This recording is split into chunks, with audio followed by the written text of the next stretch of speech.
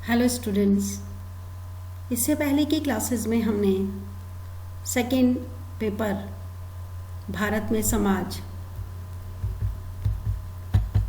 संरचना और परिवर्तन के 2 यूनिट्स के बारे में पढ़ा है। पहली यूनिट जिसमें भारतीय समाज के पाठीय परिदृश्य और क्षेत्रीय परिदृश्य के बारे में मैंने आपको बताया था, और दूसरी यूनिट जो कि भारतीय समाज की संरचना और बनावट और भारतीय समाज के कमज़ोर वर्ग, जिसमें कि अनुसूचित जाति, अनुसूचित जनजाति, महिलाएं और अल्पसंख्यकों के बारे में मैंने आपको विस्तार से बताया था। तीसरी यूनिट सांस्कृतिक और संजातीय विविधताएं। विविधताओं से आप अच्छी तरह से समझते हैं कि क्या तात्पर्य है। विविधताएं यानी कि असमानताएं। भारतीय समाज में सांस्कृतिक असमानताएं और संजातीय असमानताएं। सांस्कृतिक यानी कि संस्कृति में, और संजातीय यानी एथनिसिटी। संजाति यानी कुछ ऐसी विशेषताएं जो कि उन्हें एक दूसरे से अलग करती हैं। वे जातीय प्रजातीय भी हो सकती हैं। इन विविधताओं के मध्य हमें देखना है एकता। भारत एक ऐसा राष्ट्र है जिसमें कि प्रत्येक पक्ष को ध्यान में रखें अगर, न केवल सांस्कृतिक, क्षेत्रीय, भाषाई, धार्मिक, बल्कि सामाजिक, राजनीतिक, आर्थिक और भी कई सारे आधारों पर अगर हम भारतीय समाज का अध्ययन करते हैं तो पाते हैं कि वो बहुत ही तरीके से, अलग अलग तरीके से कई विविधताओं में बटा हुआ है। कारण भारत एक ऐसा राष्ट्र है जिसमें बहुत धर्मों के लोग, बहुत सारी जातियों के लोग, बहुत सारी प्रजातियों के लोग, बहुत सारी संस्कृतियों के लोग, बहुत सारे भाषी लोग, बहुत सारे अलग अलग आधारों पर विविधता वाले लोग निवास करते हैं। किंतु इन सभी विविधताओं में एकता पाई जाती है। अगर ऐसा नहीं होता तो भारत में संस्कृति के आधार पर या क्षेत्र के आधार पर या भाषा के आधार पर या फिर धर्म के आधार पर टुकड़े हो जाते हैं, जो कि नहीं हुए। भारत एक ऐसा राष्ट्र है जो प्राचीन काल से, हजारों वर्षों से एकता के सूत्र में बंधा हुआ है। भारतीय संस्कृति और सभ्यता उस पुरातन सभ्यता का ही अंश है, थोड़ा बहुत बदला हुआ रूप है, जिसके साथ की पुरातन संस्कृतियां कभी की समाप्त हो गई।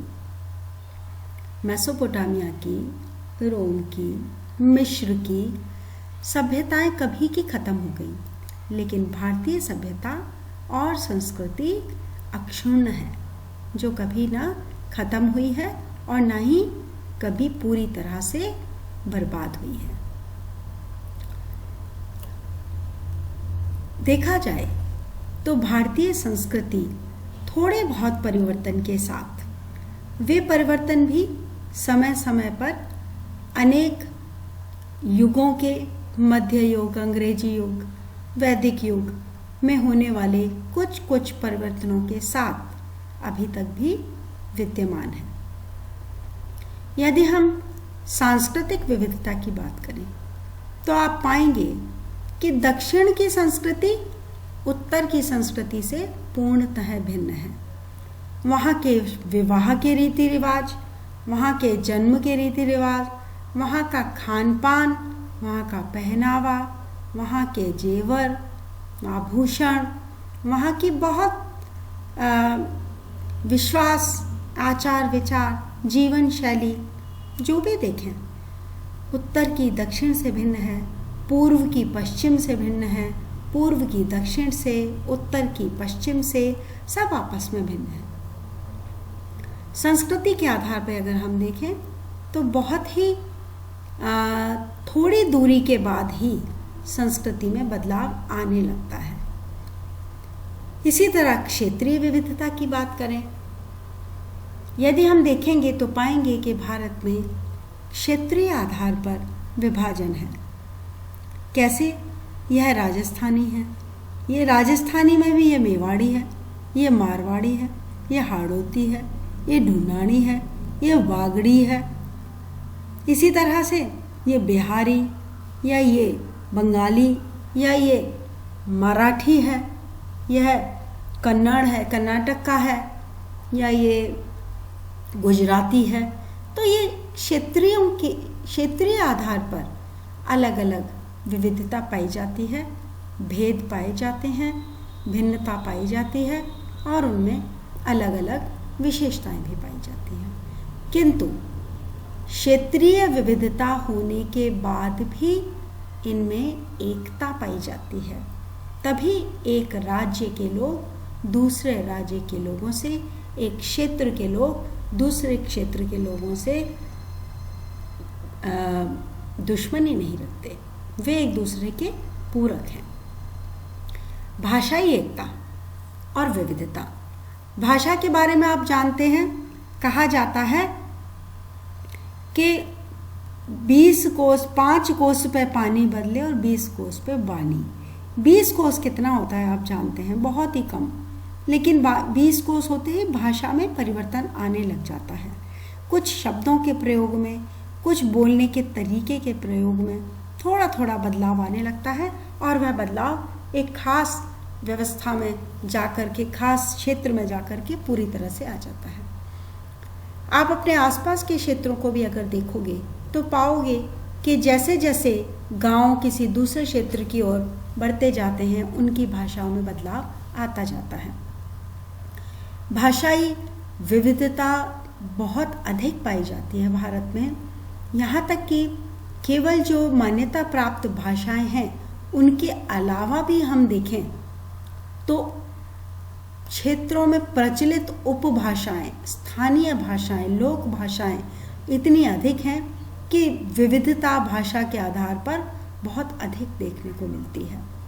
किंतु त्रिभाषा सूत्र के माध्यम से, जिसमें एक विदेशी भाषा, एक राष्ट्रभाषा और एक मातृभाषा, इस त्रिभाषा सूत्र के माध्यम से पूरे देश को एक सूत्र में बांधा हुआ है।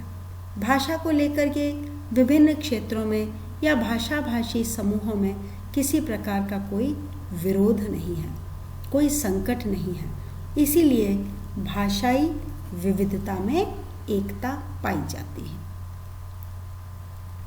धार्मिक विविधताओं की हम बात करें अगर, तो मैंने अभी आपको पिछली क्लास में बताया था, भारत में कई धर्मों के लोग एक साथ निवास करते हैं। न केवल वे अपने धर्म के साथ निवास करते हैं, बल्कि उन्हें धार्मिक विश्वासों को, व्यवहारों को, रीति रिवाजों को, मान्यताओं को निभाने का पूरा अधिकार है। वे एक दूसरे के विश्वासों में कभी भी बाधा नहीं डालते। वे धार्मिक रूप से स्वतंत्र हैं कि वे अपने धर्म से संबंधित जो भी उनके रिचुअल्स हैं, उनके जो व्यवहार हैं, उनका पालन कर सकें। हिंदू, मुस्लिम, सिख, ईसाई, जैन, बौद्ध, पारसी, कुछ एक यहूदी भी भारत में निवास करते हैं और ये सब अपने अपने धार्मिक विश्वासों के साथ स्वतंत्रता के साथ रह रहे हैं। उनकी विविधताएं होने के बाद भी उनमें एक एकता पाई जाती है। यही कारण है कि पूरा देश एक साथ दीपावली भी मनाता है, ईद भी मनाता है, गुरु पर्व भी मनाता है, जैनियों के त्यौहार भी मनते हैं। इस प्रकार से ईसाइयों के त्यौहार भी मनते हैं। वह सारे विविधता में एकता का ही प्रतीक है। इसी यूनिट में हम पढ़ेंगे जनसंख्या की रूपरेखा और विषय वस्तु। बच्चों, आप जानते हो कि भारत जनसंख्या की दृष्टि से विश्व में अपना एक अलग स्थान रखता है। बहुत बड़ी जनसंख्या है भारत की, और इसी कारण से भारत में जनसंख्या की जो शक्ति है उसकी वजह से वह विकास की ओर है। किंतु आप इतने वर्षों से पढ़ते आए हैं कि जनसंख्या का आधिक्य भारत में समस्या का कारण भी है। जनसंख्या अधिक होने की वजह से भी भारत में कई समस्याओं का सामना करना पड़ता है। जनसंख्या की रूपरेखा को हम यहाँ विस्तार से पढ़ेंगे, जिसमें हम जन्म की, मरण की, माइग्रेशन की, जिसको हम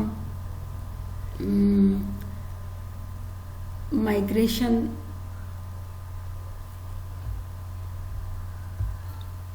प्रवास आदि को इसमें हम पढ़ेंगे। यह भी देखेंगे कि जनसंख्या में किस प्रकार से आयु अनुपात है भारत का, शैक्षणिक अनुपात कैसा है, लैंगिक अनुपात कैसा है, और उनकी जनसंख्या की बसावट कहाँ पर है, ग्रामीण नगरीय जनसंख्या आदि के बारे में विस्तार से पढ़ेंगे।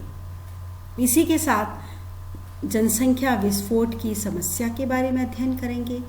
उसको रोकने के लिए जनसंख्या की अधिक जनसंख्या की स्थिति को किस तरीके से उसको काम में लिया जा सकता है, किस तरह से उसका लाभ उठाया जा सकता है, इसके बारे में भी हम अध्ययन करेंगे। जनसंख्या विस्फोट को रोकने के लिए, जनसंख्या आधिक्य को रोकने के लिए सरकार द्वारा जो जो प्रयास किए गए, इनके बारे में भी हम अध्ययन करेंगे। और साथ ही हम देखेंगे कि इन प्रयासों का भारत को कितना लाभ हुआ और जनसंख्या की जो वृद्धि की दर है उस पर क्या प्रभाव आया। आज के लिए बस इतना ही। आगे हम अगली कक्षा में पढ़ेंगे। Thank you.